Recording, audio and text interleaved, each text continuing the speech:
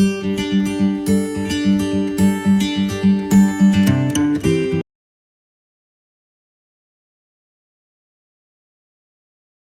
is chemistry? Chemistry is a branch of science which deals with study of matter. हम उसमें क्या करते हैं, मैटर के बारे में स्टडी करते हैं. तो मैटर का स्टडी किस एस्पेक्ट में करते हैं? It is concerned with composition, structure, physical and chemical properties of matter. Matter का ये स्टडी करेंगे हम लोग. कंपोजिशन क्या है, माने कॉन्स्टिट्यूएंट एलिमेंट्स क्या है इसका, सॉरी कॉन्स्टिट्यूएंट पार्टिकल्स क्या है मैटर का, है ना, और इसका स्ट्रक्चर क्या है, composition, structure, physical and chemical properties. Chemistry is a branch of science which deals with study of matter. It is concerned with the composition, structure and physical and chemical properties of the matter. Simple. Matter क्या आप पहले से पढ़ चुके हो. Anything which has mass, occupy space and can be perceived by our sense organ is called a matter. अच्छा, matter offers resistance बताए थे. आप एक फॉर्म हो, उस अगेंस्ट यदि जा रहे हो तो आप रेजिस्टेंस को फील कर सकते हो, है ना. और matter includes all living and non living things. ये सब पहले हम लोग डिस्कस कर चुके थे. एग्जांपल्स के लिए air, water, hydrogen, oxygen, sugar, sand, silver, copper, coal, iron, wood, kerosene, petrol, ये सब क्या सब है ना, ice, alcohol, these all are examples of matter, है ना. हाँ, हीट, लाइट, साउंड ये मैटर नहीं है, है ना. They are forms of energy. ठीक है, ये मैटर नहीं है. हीट, लाइट, साउंड इसमें मास नहीं है, स्पेस को ऑक्युपाई नहीं करता है. Capacity of doing work is called energy. तो heat, light, sound has capacity of doing work, इसलिए they are energy, not matter. अच्छा, बताया था आपको शैडो. शैडो स्पेस अलग से ऑक्युपाई को नहीं करता, इसमें कोई मास नहीं है, तो ये भी क्या है, मैटर नहीं है. ठीक है ना. अब what is matter made up of, तो जिससे हम लोग पहले भी देख चुके हैं. एंशिएंट टाइम्स में matter was classified into 5 basic element. पंच तत्व कहते थे इसे हम लोग, है ना. ये था air, water, earth, sky and fire. महर्षि कनादा थे, कनादी ऋषि भी कहते हैं हम लोग. इन्होंने सजेस्ट किया कि matter is made up of very small particles called अणु, मॉलिक्यूल. अणु आया मॉलिक्यूल के लिए. इन्होंने कहा कि matter is made up of very small particles called अणु, मॉलिक्यूल, अणु, है ना, मॉलिक्यूल. अच्छा, प्लीज ध्यान देना आप जरा. द मॉलिक्यूल इज, द अणु is form of further smaller particles called परमाणु. कनादी ऋषि थे, ये इंडियन थे, हमारे यहाँ के थे. इन्होंने बहुत पहले बता दिया था कि matter is made up of very small particles, अणु. इस अणु को बाद में मॉलिक्यूल कहा गया. एंड अणु is made up of still smaller particles called परमाणु, मतलब एटम्स, है ना. तो एटम्स एंड मॉलिक्यूल्स का बना हुआ particles, atoms. And atom is the smallest particle of the matter that has all the properties of the matter. Atoms take part in a chemical reaction, है ना, लेकिन एटम्स आर नॉट स्टेबल. ठीक है ना. इसे हाइड्रोजन का atom H है तो ये स्टेबल नहीं है. H और H आपस में मिलेगा, H प्लस H बना देगा H2, मॉलिक्यूल बना देगा, तो मॉलिक्यूल स्टेबल है. ऑक्सीजन का एटम O हाईली अनस्टेबल है एटॉमिक फॉर्म में, मॉलिक्यूलर फॉर्म में स्टेबल है. लेकिन इनर्ट गैसेस, है ना, इनर्ट गैसेस है, उनका एटम जो है स्टेबल होता है. इसमें है हीलियम, नियॉन, आर्गन, क्रिप्टन, जेनन, रेडन, ये सब होता है ना. हलभजन, नेहरा, अगर, कर, ऐसे आप चले. तो atoms of inert gases are capable of independent existence. Atoms of other elements do not have independent existence, so they combine with each other to form another small particle called molecule. तो atoms combine करके molecule देता है ना. Molecules has independent existence. अच्छा, particle of one matter differ from in shape, size and mass or nature from the particle of other matter. ठीक है. Which particles are too small to be seen through naked eye या ordinary microscope, है ना. The particles we actually see is an aggregate of small particles. Number of particles in a matter is very large. अब समझ लो कि one drop यदि water लिया जाए, one drop, तो इसमें पार्टिकल्स होगा ना, इसमें पार्टिकल्स होगा वाटर का 10 पावर 21 पार्टिकल्स, जो कितना हो सकता है। यदि 1 ग्राम हाइड्रोजन लिया जाए, 1 ग्राम हाइड्रोजन, इसमें पार्टिकल्स होगा 6.022 इंटू 10 पावर 23 पार्टिकल्स होगा। इतना इसमें पार्टिकल्स होगा, मतलब इतना इसमें एटम्स होगा, ठीक है ना। तो इस तरह से 1 ग्राम में इतना पार्टिकल्स है, यहाँ 1 ड्रॉप में इतने पार्टिकल्स है, देख रहे हो आप। तो पार्टिकल्स आर एक्सट्रीमली स्मॉल, है ना, काफी स्मॉल होते हैं पार्टिकल्स। अब इसकी कैरेक्टरिस्टिक है, तो ये तो आप पहले ही पढ़ चुके हो, जस्ट एक बार रिकॉल कर लेते हैं हम लोग इसे, है ना। पहला है particles of matter are very small. हम देख रहे हैं कैरेक्टरिस्टिक ऑफ मैटर। पहला है particles of matter are extremely small, है ना, या वेरी स्मॉल, या पहले ही पढ़ चुके हैं फिजिक्स में, है ना। आप ऐसा करो कि एक बीकर ले लो और इसमें 10 ml वाटर ले लो। एक बीकर है ना, इसमें 10 ml वाटर है ना। इसमें 2-3 क्रिस्टल छोटा छोटा ड्रॉप कर दो ब्लू विट्रियल। ब्लू विट्रियल कहते हैं हम लोग, ब्लू विट्रियल कॉपर सल्फेट को, हाइड्रेटेड कॉपर सल्फेट, ये है केमिकल नेम है copper sulphate. Copper sulphate chemical name हो गया, और इसका कमर्शियल नेम है ब्लू विट्रियल। अंग्रेजी में ब्लू विट्रियल कहते हैं, हिंदी में तूतिया कहते हैं, तूतिया। दुकान बोलोगे तूतिया दे देगा, है ना। तो ब्लू कलर का क्रिस्टल होता है, वाटर ब्रिजर पड़ेगा वाटर को ब्लू कर देगा। तो कॉपर सल्फेट का क्रिस्टल ले लेते हैं, ब्लू विट्रियल का क्रिस्टल लेते हैं छोटा छोटा 2-3, और इसे 10 ml वाटर में डिजॉल्व कर देते हैं। 10 ml वाटर है, अब प्लस कॉपर ब्लू विट्रियल। अब इसे स्टीयर करो, डिजॉल्व हो जाएगा, आपको ब्लू कलर का क्लियर सॉल्यूशन मिलेगा, ठीक है ना। अब क्या करते हैं हम लोग कि 4 बीकर लेते हैं, 4 बीकर्स, है ना। बीकर ए है, इस बीकर ए में क्या करो आप कि 50 ml वाटर भर लो, 50 ml वाटर ले लो, और क्या करना है, इस सॉल्यूशन में से 5 ml इसमें ऐड कर दो, 5 ml solution of blue vitriol, और इसे स्टीयर करो। जब यूनिफॉर्म डिजॉल्व हो जाए, आप देखोगे कि ये भी ब्लू कलर का है और ये भी ब्लू कलर का है ना। इसका मतलब ये हुआ कि ओनली 5 ml ये सॉल्यूशन हमने लिया, अब पूरे वाटर में मिक्सअप हो गया, है ना। मतलब अपने को स्मॉल स्मॉल पार्टिकल्स में डिवाइड करते जा रहा है। फिर क्या करो आप, ये बीकर ए हुआ, एक बीकर बी लो इसे ही, इसमें भी सेम वन, ये 50 ml वाटर ले लो आप, और 5 ml सॉल्यूशन इसमें से इसमें वो करो, है ना। फिर इसे स्टीयर करो, आप देखोगे ना यूनिफॉर्मली ये भी जब हो जाएगा ना तो कलर हो जाएगा, ब्लू कलर का हो जाएगा। ठीक ऐसे ही ये बी था, एक बीकर ले लो आप सी, फिर एक ले लो डी, और इस तरह से इसे डाइल्यूट करते चले जाओ। आप देखोगे लास्ट में जो बचेगा ना, ये भी ब्लू कलर का होगा, ये भी ब्लू कलर का होगा, ठीक है ना। समझ गए, सिंपल सा है।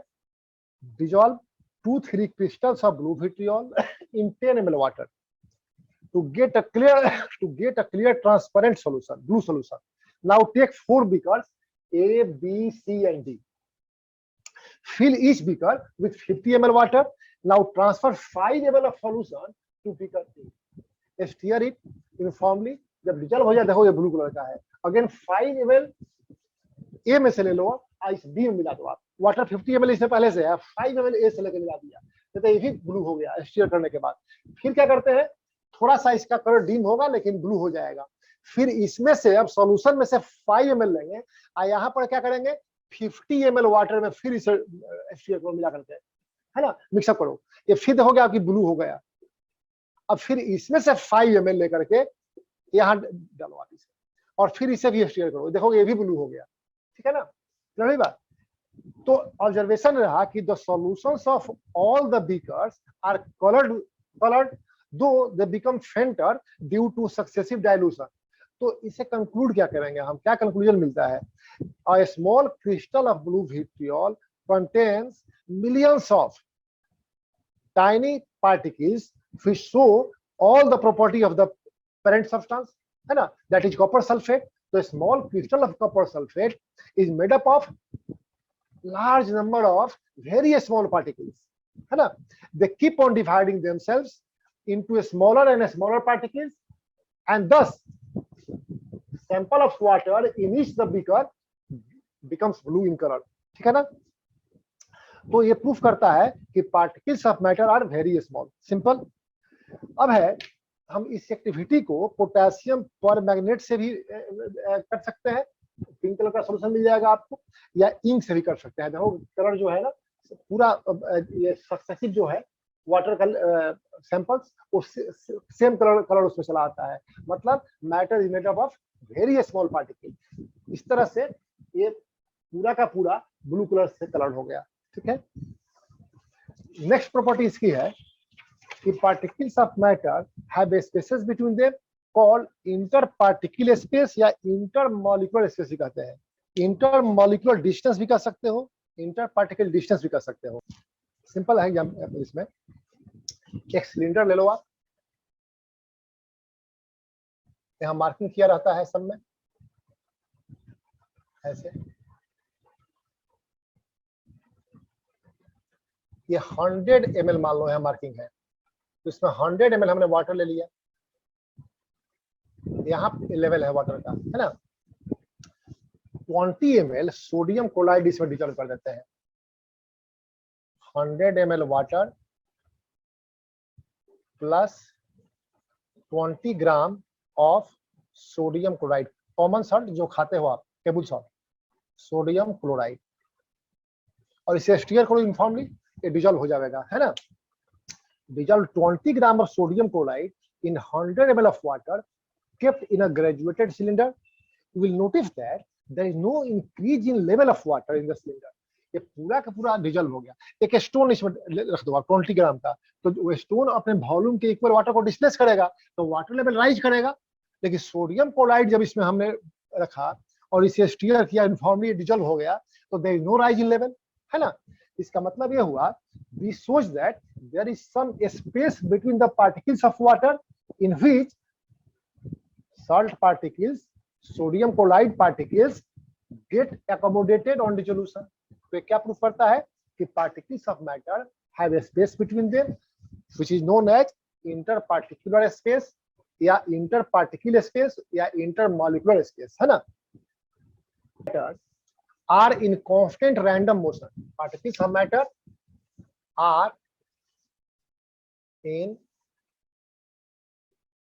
constant random motion. Particles of matter are in constant random motion. Particles of matter are in constant random motion. देखो ब्राउनियन मूवमेंट है चाहे डिफ्यूजन इन गैसेस, ये एविडेंस है कि particles of matter are in constant motion. Brownian movement के लिए आपके book में फिगर दिया होगा, किसे देख लोगे आप.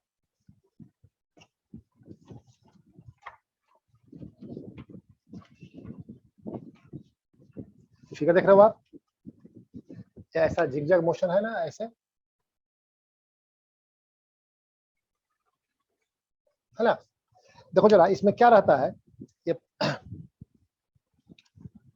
ऐसे ऐसे ऐसे जा सकता है, ऐसे जा सकता है ना. तो ब्राउनियन मूवमेंट में क्या रहता है, प्लीज ध्यान दो जरा. देखो रॉबर्ट ब्राउन थे, he suspended some pollen grains in water and looked into water through a magnifying glass.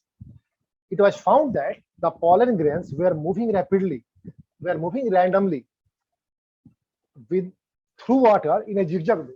मैं जिगजैग वे, इस तरह से मूव कर रहा था, है ना, इस तरह से मूव कर रहा था जिगजैग वे में, है ना। द पोलन क्यों ऐसा मूव कर रहा था? The pollen grain collide with small moving particles of water. देखो वाटर का पार्टिकल्स जो है ना एक कांस्टेंट मोशन में है, ठीक है। अब पहले पढ़े हो कि लिक्विड पार्टिकल्स का काइनेटिक एनर्जी ज्यादा होता है सॉलिड से, they are constantly moving within the boundary of the liquid, है ना।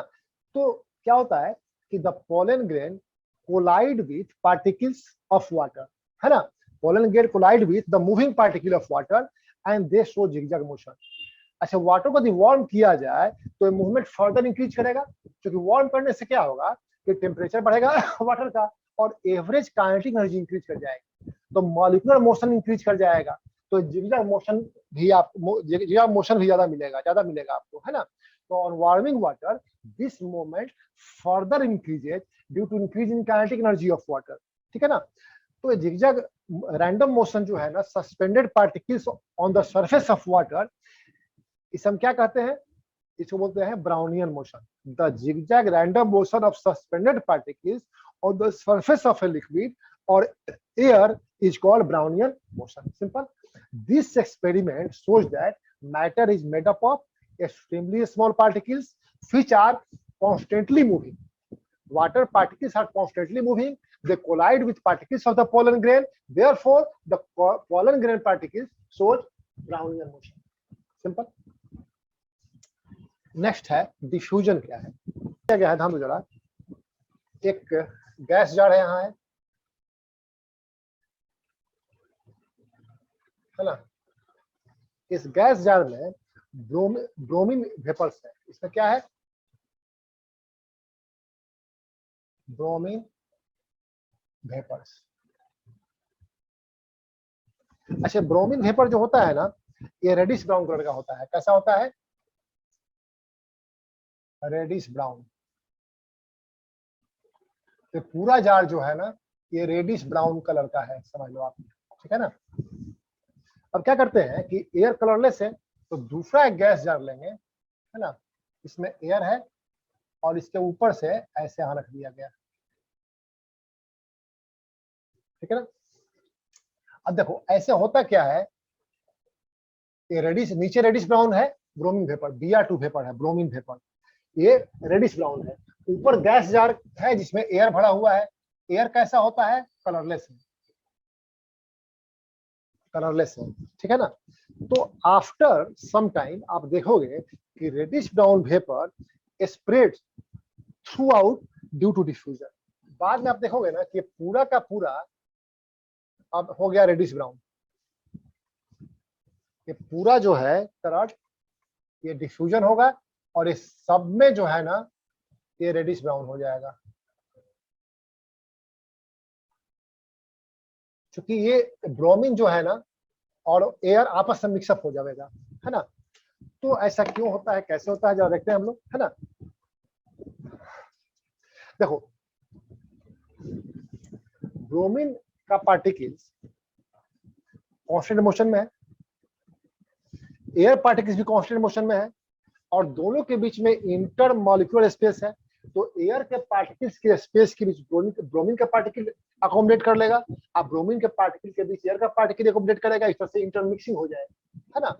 And due to intermixing the whole space becomes reddish brown. Simple. तो डिफ्यूजन क्या है देखो जरा।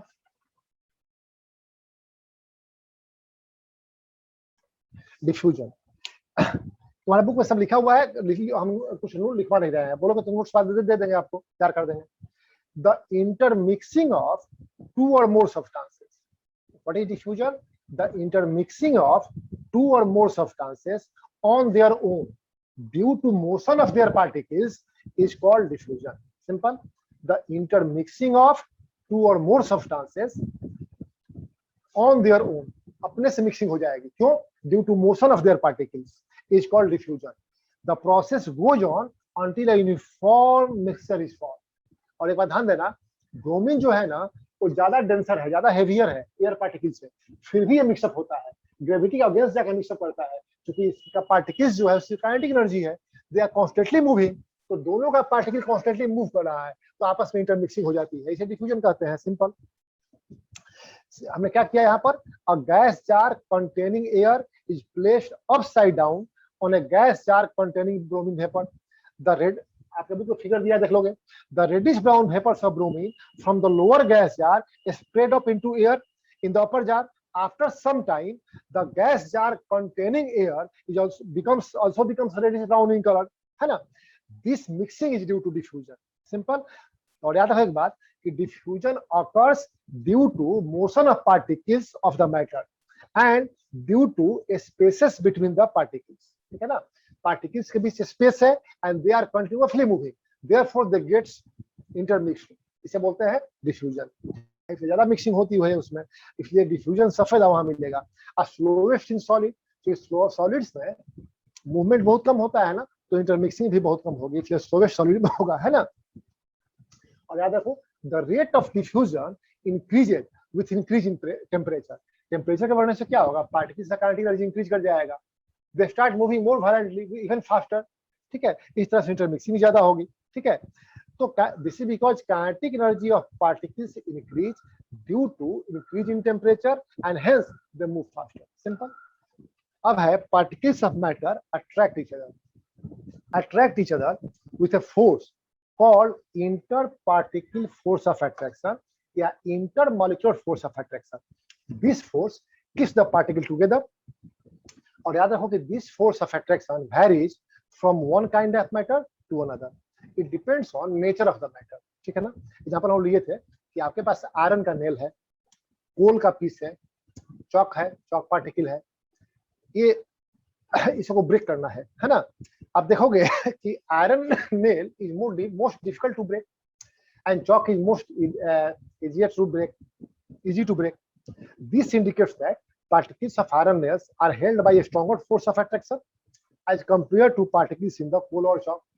ठीक है, तो ये था आपका मैटर का कैरेक्टरिस्टिक पार्टिकल्स। अब देखते हैं जो स्टेट्स ऑफ मैटर, ये भी आप लोग देख ही चुके हो, जस्ट रिकॉल कर लो एक बार। इसके बाद तुम लोग क्या पढ़ना चाहोगे, इस चैप्टर के बाद क्या पढ़ोगे, बोलो हेलो। इस चैप्टर के बाद आप लोग क्या पढ़ना चाहोगे, तो there are 3 physical states of matter, solid, liquid and gas. और बता चुके थे कि ये कौन सा प्रॉपर्टी है जो तय करता है कि मैटर किस स्टेट में होगा। पहला है इंटरमॉलिक्यूलर स्पेस। देखो क्या होता है ना, ये सॉलिड है मान लो, ना सॉलिड हो गया, लिक्विड हो गया और गैस हो गया, है ना। ये सॉलिड में क्या होता है ना कि ये पार्टिकल्स एग्जैक्टली ऐसा ही नहीं रहता है, हम डिस्टेंस थोड़ा बढ़ा कर दिखाए हैं ताकि आपको समझ में आ सके, है ना। तो पहला है इंटरमॉलिक्यूलर स्पेस, पहला होना चाहिए क्या, इंटरमॉलिक्यूलर स्पेस। दूसरा हम क्या देखेंगे, intermolecular force of attraction, intermolecular force of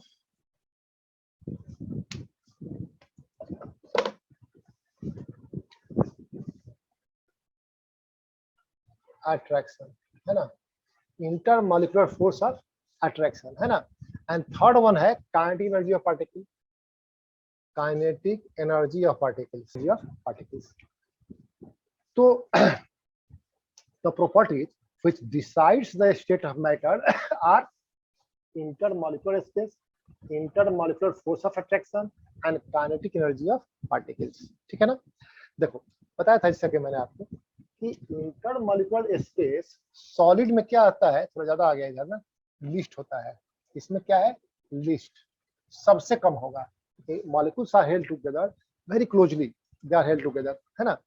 और इसमें है more than solid, more than solid, ठीक है। और गैस में ये होता है most, largest, very far, they are far separated, most लिख देते हैं चलेगा। इंटरमॉलिक्यूलर फोर्स ऑफ अट्रैक्शन याद रखो, इसमें है स्ट्रॉन्गेस्ट,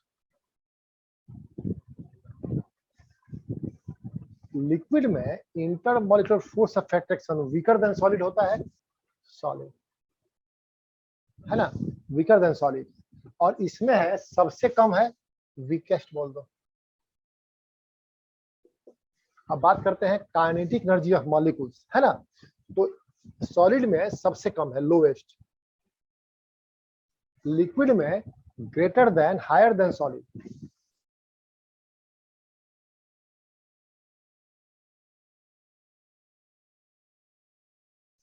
और गैस में हाईएस्ट है, मैक्सिमम है। होगी बात। अब देखो सॉलिड क्या है, सॉलिड में इंटरमॉलिक्यूलर स्पेस मिनिमम है ना, और intermolecular force of attraction strongest, particles has lowest kinetic energy, therefore they can't leave their position, they vibrate about their mean position, they don't leave the mean position, तो इसका shape, size, volume सब fix रहता है ना। तो हम कह सकते हैं और सॉलिड है और डेफिनिट शेप और डेफिनिट वॉल्यूम, है ना, जैसे वुड, स्टोन, आयरन, आइस, ये सब सॉलिड है। तो लिक्विड क्या है, और लिक्विड है definite volume but not definite shape. Liquid में क्या होता है कि ये इंटरमॉलिक्यूलर स्पेस थोड़ा इंक्रीज कर जाता है ना, और इंटरमॉलिक्यूलर फोर्स ऑफ अट्रैक्शन थोड़ा वीक है। तो वीक होने से क्या होता है, particles can slide over one another, एक दूसरे स्लाइड कर सकता है, but they do not go up beyond the mass of the liquid, उस मास के बाहर नहीं जाएगा, बाउंड्री के बाहर नहीं जाता है। इसीलिए इसका वॉल्यूम तो फिक्स है लेकिन शेप फिक्स नहीं है। जिस कंटेनर में हम रखते हैं उसका शेप ले लेता है, सिंपल। और गैस में it has neither a definite shape nor a definite volume, क्योंकि इसमें इंटर पार्टिकल स्पेस मैक्सिमम है, intermolecular force of attraction minimum है ना, और kinetic energy is very high. तो एंटायर अवेलेबल स्पेस में ये मूव करता रहता है, इसीलिए ये एंटायर अवेलेबल स्पेस को ऑक्यूपाई कर लेगा, है ना। तो इसका ना तो शेप फिक्स है ना तो वॉल्यूम फिक्स है। तो समझ गया, सॉलिड में क्या है, शेप डेफिनिट है, वॉल्यूम भी डेफिनिट है। लिक्विड में क्या है, वॉल्यूम डेफिनिट है, शेप डेफिनिट नहीं है, takes the shape of the container. Gas में क्या है, neither shape is definite not volume is definite, है ना। जिस कंटेनर में रखोगे उसका वॉल्यूम भी ले लेगा और वो शेप भी ले लेगा, है ना। इसे मान लिया जाए 1 लीटर ऑक्सीजन को 5 लीटर कंटेनर रख दो, 1 लीटर ऑक्सीजन को 5 लीटर कंटेनर रख दो, तो ऑक्सीजन जो है ना पूरे 5 लीटर कंटेनर को ऑक्यूपाई कर लेगा, वॉल्यूम भी चेंज हो गया और कंटेनर का शेप भी ले लेगा। तो ना तो शेप फिक्स है ना तो वॉल्यूम फिक्स है, it takes the shape and volume of the container, simple. अब है काइनेटिक थ्योरी ऑफ मैटर, क्या है, according to kinetic theory of matter any substance whether solid, liquid or gas is made up of extremely small particles which are in constant motion. These particles may be atoms, molecules or ions, है ना। कहीं पे atoms हो सकता है, किसी किसी molecule होता है, कहीं पे आयंस भी हो सकता है, इस बारे में हम हाई क्लास में पढ़ेंगे। अब देखो एक बार जरा काइनेटिक थ्योरी का पोस्टुलेट क्या है। पहला है कंपोजिशन ऑफ मैटर, तो matter is composed of very small particle, mass उसका सेम होगा, है ना, उसका साइज सेम होगा, हर तरह से वो सेम होगा, है ना। तो the constant particles of a kind of matter are identical in all the step, ठीक है, कंपोजिशन की बात हो गई। अब है arrangement of particles, how particles are arranged. तो these particles have a space between them which is known as interparticular space or intermolecular space, simple. अब है force of attraction, तो particles attract each other with a force which is known as interparticular or intermolecular force of attraction. The force depends upon a state of matter and size of interparticular space. Interparticular space increase करेगा तो force of attraction decrease करेगा, interparticular space से decrease करेगा, molecules comes together तो interparticular force of attraction will increase, ठीक है। तो depend करता है कि तो स्टेट ऑफ मैटर पे डिपेंड करेगा। सॉलिड में ये स्ट्रॉन्गेस्ट होगा और गैस में वीकेस्ट होगा।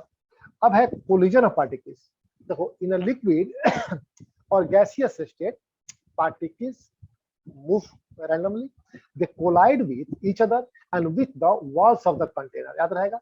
और energy possessed by a matter due to motion of particles.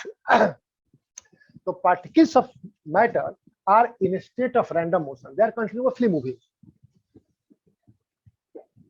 They are randomly moving. They possess kinetic energy due to their motion. As the temperature rises, the kinetic energy of particles increases and particle moves faster. Kinetic energy decreases with decrease in temperature. तो ये समझ गया। अब है state of matter को थोड़ा हम लोग समझते हैं on the basis of kinetic theory. तो हम बात करते हैं सॉलिड स्टेट का, है ना। तो क्या होता है, particles in a solid are closely packed, intermolecular space is negligible, least है, intermolecular space is negligible, there is a strong intermolecular force of attraction, strong force of attraction है, kinetic energy of particle is very low, molecules are not free to move from one place to another place. They move, molecules are not free to move from one place to other place even within a solid. They only vibrate about their mean position. तो इससे क्या होता है, result क्या मिलता है कि solids are hard, rigid and difficult to compress. Intermolecular space इसमें मिनिमम है तो कंप्रेस करने का स्कोप भी कम है, they are difficult to compress, ठीक है। they have definite shape, size and volume, simple।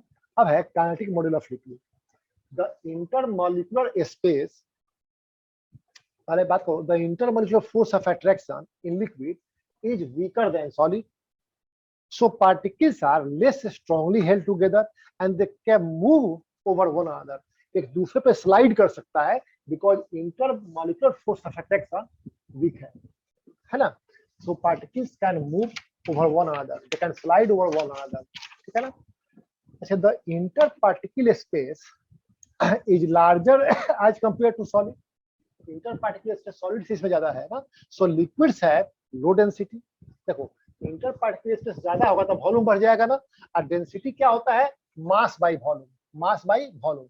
इसका वॉल्यूम यदि बढ़ गया, मान लो सॉलिड है 5 ग्राम, इसको लिक्विड में कन्वर्ट कर दिए, मेल्ट करा दिए, तो वॉल्यूम इसका इंक्रीज करेगा, तो डेंसिटी क्या होगा, डिक्रीज कर जाएगा। वॉल्यूम नीचे में है, देख रहे हो आप ना, तो ये इंक्रीज करेगा तो डेंसिटी डिक्रीज करेगा। डेंसिटी होता है मास बाई वॉल्यूम, ठीक है।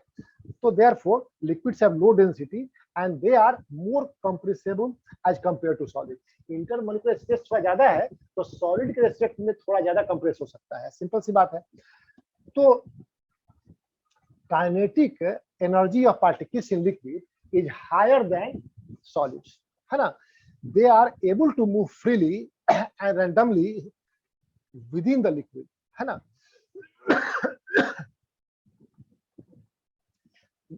The kinetic energy of particles in a liquid is higher than those of solids, ठीक है। They are able to move freely and randomly, ठीक है।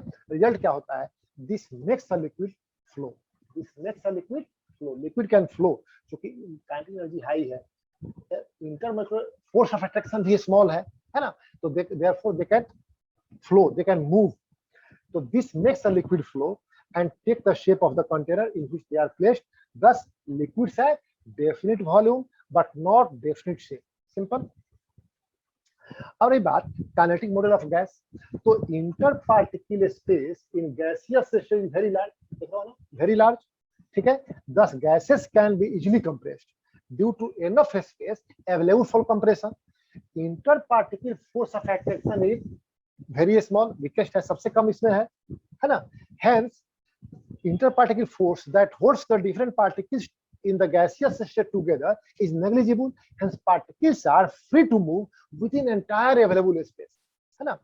gas particles have high kinetic energy, maximum kinetic energy इनकी होती है ना, which can further increase with increase in temperature। तो gas particle moves about randomly at high speed, due to motion they collide with each other and with wall of the container। A gas exerts pressure due to continuous collision of its particle on the wall of the container। देखो ये कोई container है, यहाँ पर gas particle यदि रखा हुआ है तो ये वॉल पे कोलाइड करेगा, तो वॉल पे फोर्स लगाएगा ना, ठीक है, तो ये वॉल पे प्रेशर भी लगाएगा, तो कंटिन्यूअसली ये वॉल पे कोलाइड करता है कंटेनर के and exert pressure on the wall of the container, ठीक है ना।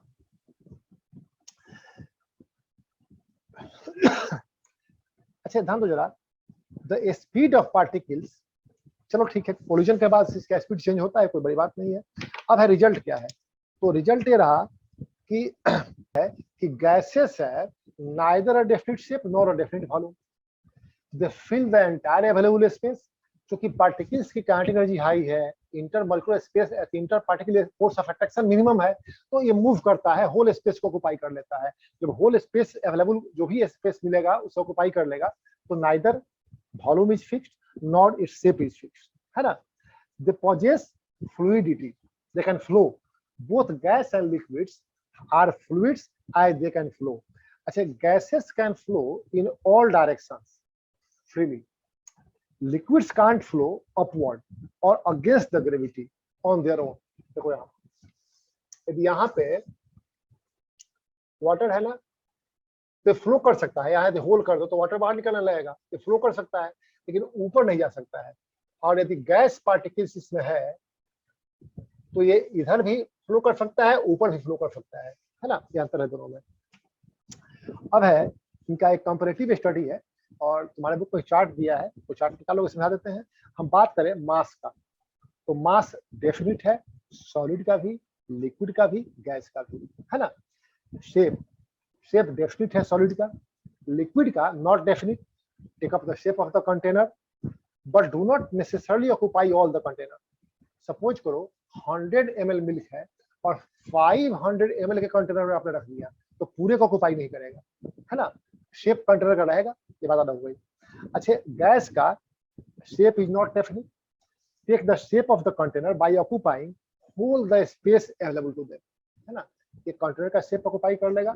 इसे यदि आप 100 ml गैस 500 ml के कंटेनर में रख दो, तो पूरे कंटेनर में ऑक्युपाई कर लेगा, उसका वॉल्यूम 500 ml हो जाएगा, ठीक है ना, ये डिफरेंस है। वॉल्यूम की बात करें तो सॉलिड का वॉल्यूम डेफिनिट है, लिक्विड का वॉल्यूम डेफिनिट है, और गैस का डेफिनिट नहीं है। Take the volume of the container. Packing of particles, तो सॉलिड में particles are closely packed, liquid में लेस क्लोजली पैक्ड, और गैस में least closely packed. Intermolecular force of attraction strongest है सॉलिड में, वीकर देन सॉलिड हो गया liquid में, और सबसे कम वीक हो मैंने वीकेस्ट है गैस में, नेग्लिजिबल होता है। Intermolecular force of attraction is negligible, weakest in gas, है ना। अच्छा, बात करें इंटरमॉलिक्यूलर स्पेस, ये लिस्ट है, इंटरमॉलिक्यूलर स्पेस लिस्ट है सॉलिड में, मोर देन सॉलिड हो जाएगा लिक्विड में, और मैक्सिमम हो जाएगा, मोस्ट हो जाएगा गैस में। वेरी लार्ज डिस्टेंस होता है, मोस्ट है। अच्छा, fluidity, solid can't flow, not possible, they are rigid. Liquid can flow, gas can flow. अब है कंप्रेसिबिलिटी, कंप्रेस कर सकते हैं, तो सॉलिड में कंप्रेसिबिलिटी नहीं होती है, दे कांट बी कंप्रेस, क्योंकि इंटर पार्टिकल स्पेस मिनिमम है, तो not possible, they are not rigid. Kinetic energy lowest है, स्मॉलेस्ट है सॉलिड में, लिक्विड में हायर देन सॉलिड, और गैस में हाईएस्ट है, मैक्सिमम है ना। और फ्री सरफेस, याद रखो, कोई सॉलिड यदि है ना, तो इसमें फ्री सरफेस कितना भी हो सकता है, कितना भी फ्री सरफेस हो सकता है ना। लिक्विड में फ्री सरफेस ये है, ये फ्री सरफेस है ना, ये फ्री सरफेस है। और गैस में कोई फ्री सरफेस नहीं होता है, जितना स्पेस मिलेगा सबको ऑक्युपाई कर लेगा, है ना। तो any number of free surface is possible in solid, only one free surface is possible in liquid, and no free space is possible in gases. Clear हुआ? तो आज आप लोगों को छोड़ दें, चेंज ऑफ स्टेट अगले क्लास देखा जाए। टेल मी।